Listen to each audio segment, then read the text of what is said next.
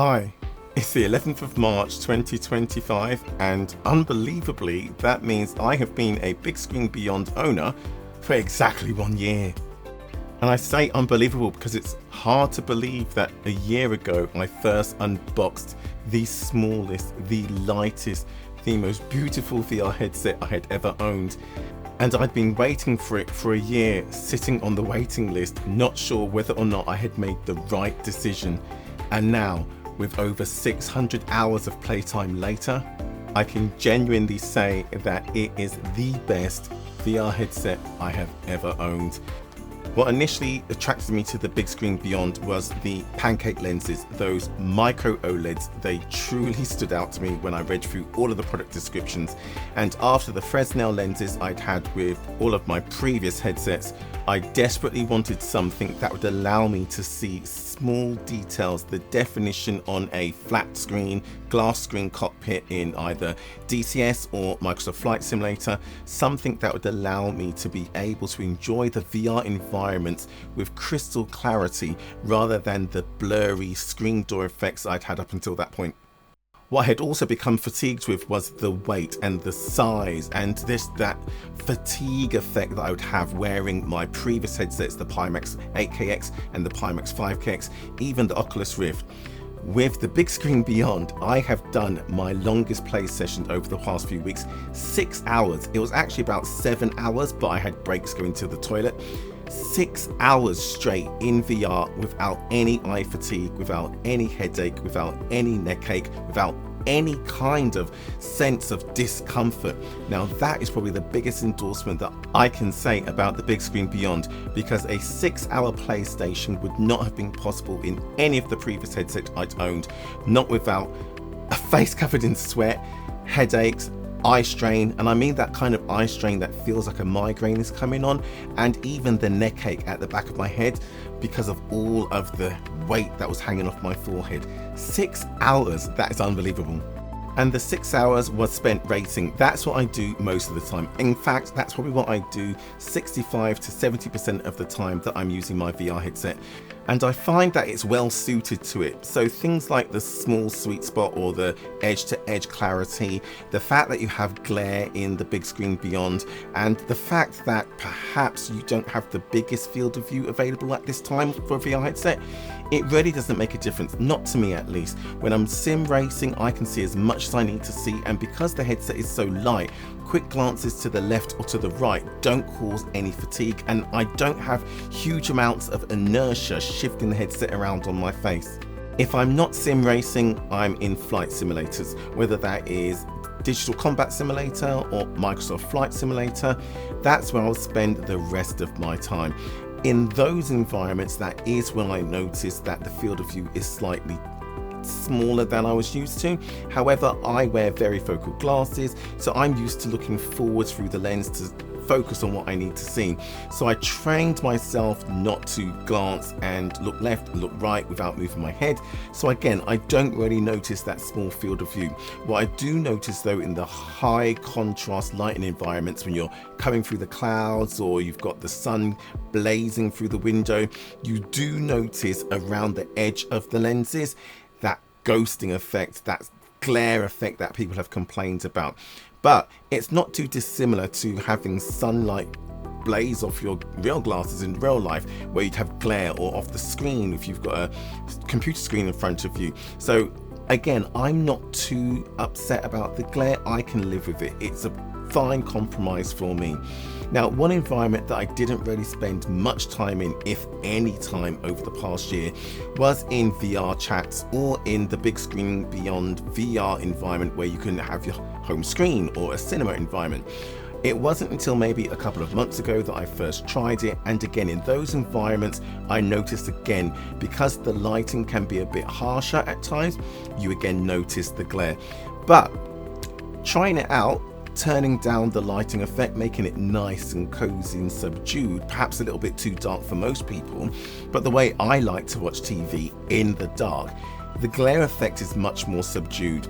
And what I found was, It's actually a nice experience watching a big screen TV or a big screen movie theatre screen in the privacy of your own room without anybody else opening sweets or stuff behind you or crunching on popcorn, or keeping one of those continuous monologues that you sometimes hear in a movie theatre. And so I probably will find that over the coming months, I will spend more time in big screen VR watching, whether it's films on Netflix or on Prime, or maybe just sitting down watching videos on YouTube or watching my favorite streamers on Twitch. I hadn't thought about it before because I just didn't want to be sat in VR all the time, but it's much better for me to be sat in the big screen beyond with a big screen in front of me if I select the home theater setting, rather than me sitting on the edge of my bed or at the back of my room trying to see my HD TV from 6 to 7 feet away.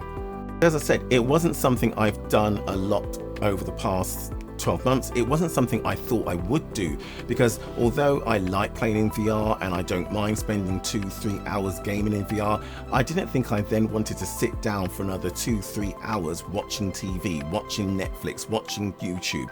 I figured my poor eyes would like to take a little bit of a break.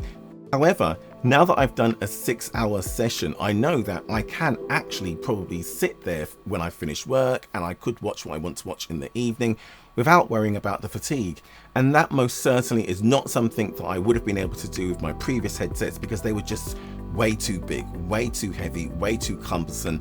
I know that I would have got eye strain, and I know that I would have got a straining pain at the back of my neck.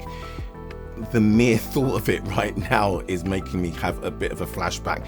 I remember doing a pretty intense 3 or maybe 4 hour stint in an endurance race with my team, wearing my Pimax 5KX, and after it my eyes felt like I'd rubbed sand in them. My head was pounding. The following day I felt as though I had jet lag. It was the most exhausting experience in VR I'd ever had, and it really put me off wearing the headset for any length of time.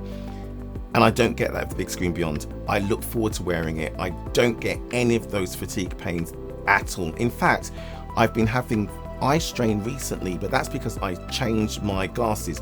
Rather than wearing my fixed lenses, I was wearing my varifocal lenses, and that shift has actually caused me more eye fatigue than wearing the big screen beyond.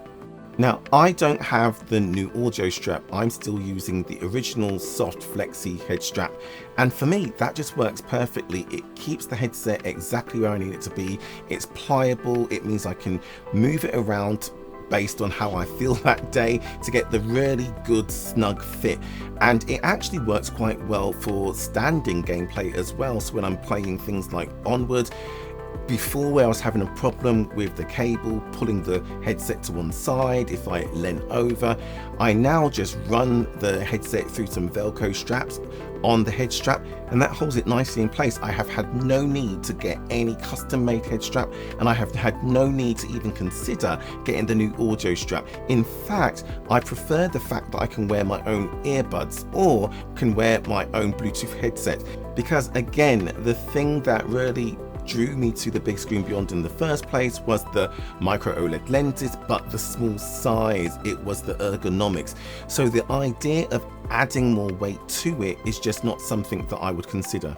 Now, I'm not the most technically minded of people, so if you're looking for someone to tell you about refractive index or chromatic aberration or spherical aberration, I'm not your guy. You're going to have to go to one of the more informed, technically minded content creators.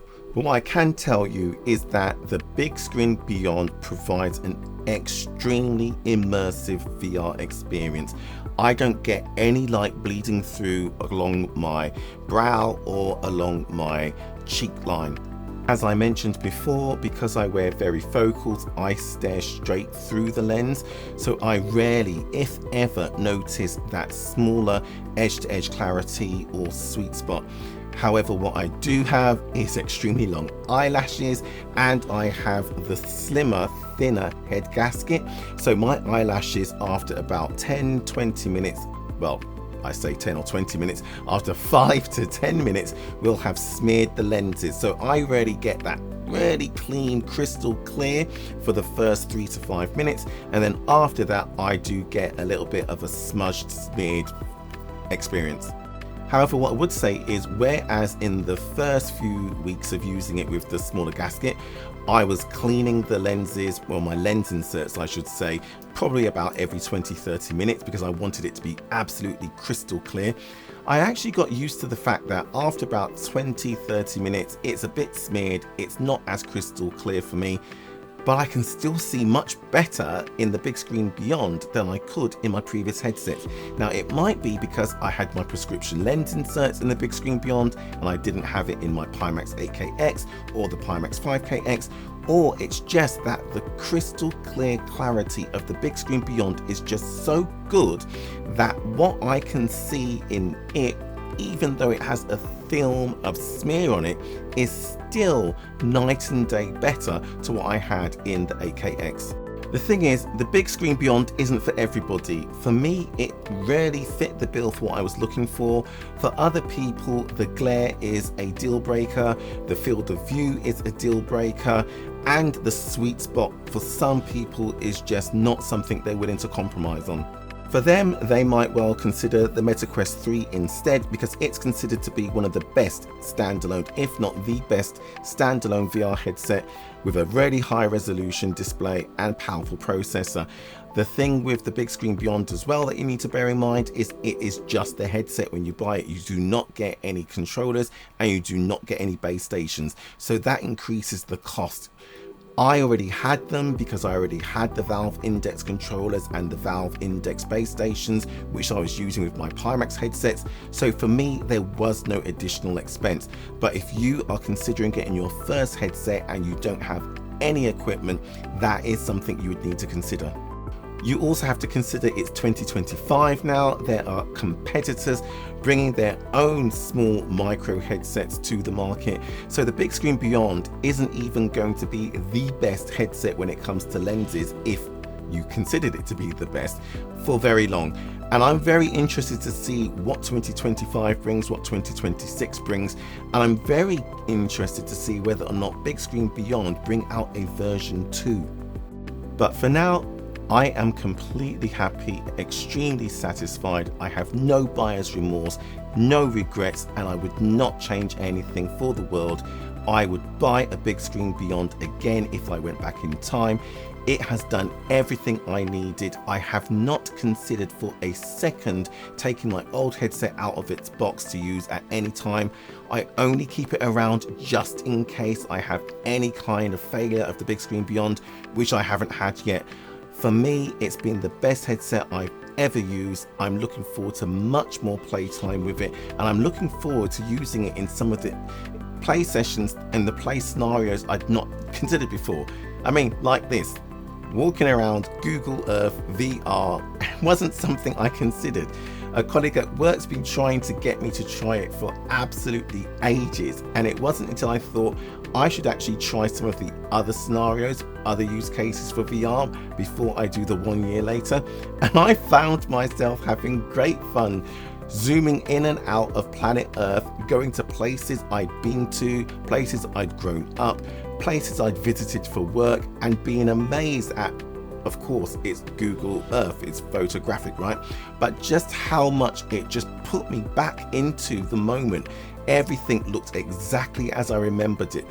In fact, I had so much time zooming in, zooming out, flying around like I was a cross between a Celestial and Superman, that for the first time since I had my very first VR session in the Oculus Rift CV1, I got that sense of, I don't know, vertigo. I was zooming in and out way too quickly. I was 1 minute standing on terra firma, next minute I was in space looking at the Earth. I was spinning the globe around, picking a new location and flying back down to ground level again. And I had to sit down. It was the first time I've had that feeling in VR, because most of my gaming, as I said, 60-75% of it is sim racing. I'm seated, and even flight simming, I'm seated. The only time I'm not seated is when I'm doing first person shooters, and that's rare, or when I'm doing VR boxing. So that's only about 5-10% of the time over the whole 12-month period. So it was something new to me. I was surprised because I'm not someone who has succumbed to the motion sickness of VR. Like I said, not since my very first play session when my brain had to get used to what it was seeing. And even then it was because I had offset myself and I hadn't recentered the headset. So to feel that again just reminded me, for some people, VR is just not tenable. It just doesn't work for them. So if you're looking for a headset, your very first headset, I would urge you, if possible, borrow one or go to a store that will allow you to use one in a demo environment. Find out first whether or not you are susceptible to that motion sickness or not. Otherwise, it's a very expensive experiment.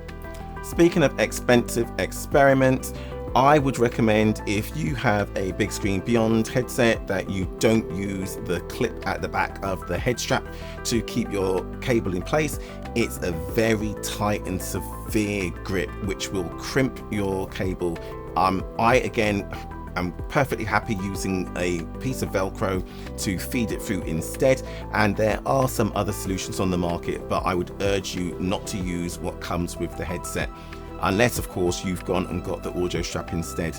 Something else that I notice is if I turn on the PC and I allow the headset to power up, but then I don't use the headset immediately, if I leave it there for maybe 5-10 minutes, every so often the left screen or the left lens won't power up. So I put on the headset and I have a monocular. I can only see something in the right eye. However, that is always remedied just by unplugging the USB cable, plugging it back in and letting it recycle the power, and then both headsets work perfectly fine.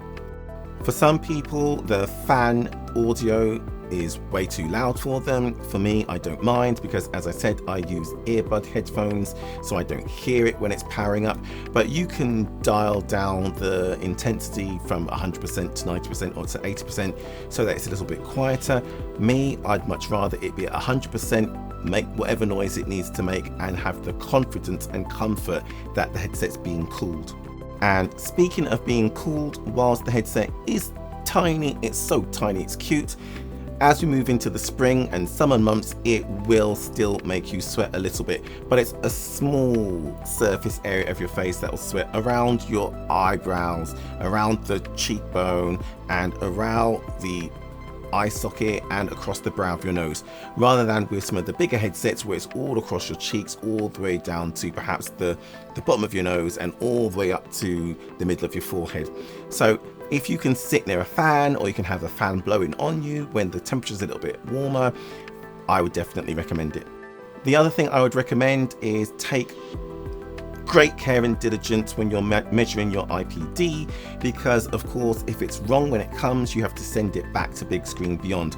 I went to the lengths of going to the opticians and getting them to measure it for me. I didn't trust myself, I didn't trust the iPhone app, and I can't believe that you have to have an iPhone to do it either. So that would be my recommendation as well. And if you can, I would ask BigScreen Beyond for the thinner gasket when you order it, because it brings the lenses closer to you, increasing the field of view.